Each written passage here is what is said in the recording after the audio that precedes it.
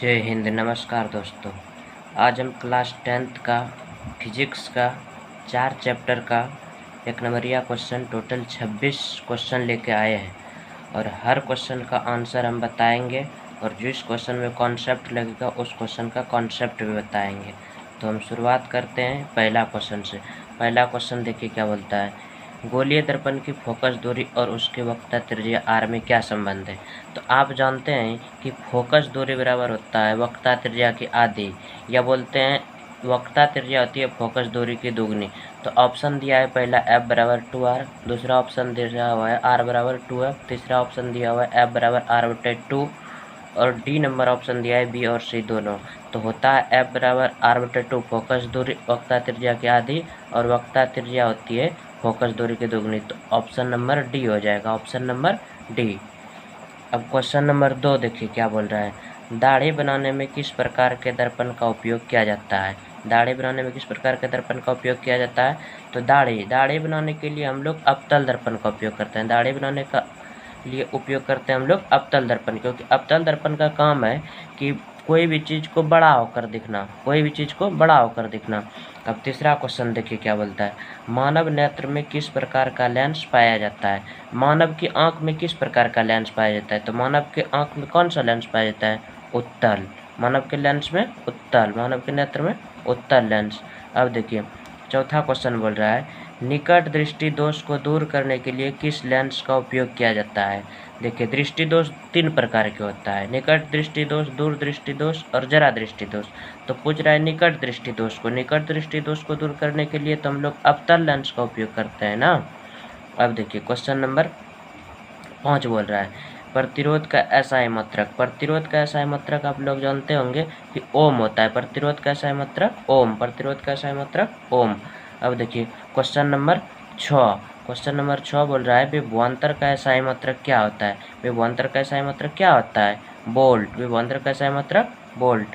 अब question number 7 देखिए क्या बोलता है, किसी माध्यम में अपवर्तनांक का मान होता है। अपवर्तनांक का मान होता है साइन आई बटे साइन आर। देखिए ऑप्शन नंबर ए में लिखा हुआ है साइन आई बटे साइन आर। अब देखिए क्वेश्चन नंबर 8 बोलता है, एक स्वस्थ आंख के लिए दूर बिंदु क्या है।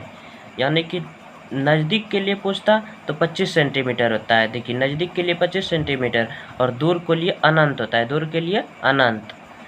अब देखिए क्वेश्चन नंबर 9, किस रंग का तरंगदैर्घ्य अधिकतम होता है। किस रंग का तरंगदैर्घ्य अधिकतम होता है। तो किसी भी चीज़ का अगर पूछेगा ना, तरंगदैर्घ्य पूछ रहा है तो लाल रंग का तरंगदैर्घ्य अधिक होता है। किस रंग का तरंगदैर्घ्य अधिक होता है, लाल रंग का। लाल रंग का तरंगदैर्घ्य अधिक होता है। बाद बाकी अगर किसी चीज़ का पूछेगा ना तो बैगनी रंग का बाद बाकी सब चीज़ का अधिक होता है और कम पूछेगा तो लाल। तो याद रखना है कि लाल रंग का तरंगदैर्घ्य अधिक होता है और बाद बाकी सब चीज़ का लाल कम होता है। अब देखिए क्वेश्चन नंबर 10 बोल रहा है, विभवांतर भी प्रतिरोध R एवं धारा I के बीच संबंध। ये ओम को नियम को दर्शाता है। तो ओम का नियम आप जानते हैं कि इसको हम लिखते हैं V बराबर IR। अगर इसी को तोड़ के लिखिएगा तो आप लिख सकते हैं I बराबर R बट्टे V, I बराबर लिख सकते हैं V बट्टे R, या R बराबर लिख सकते हैं V बट्टे I। तो ऑप्शन में देखिए क्या दिया हुआ है, ऑप्शन में दिया हुआ है R बराबर V बट्टे I। तो ऑप्शन में क्या हो जाएगा, R बराबर V बट्टे I। अब देखिए क्वेश्चन नंबर 11 बोल रहा है, प्रकाश के परावर्तन के कितने नियम होते हैं।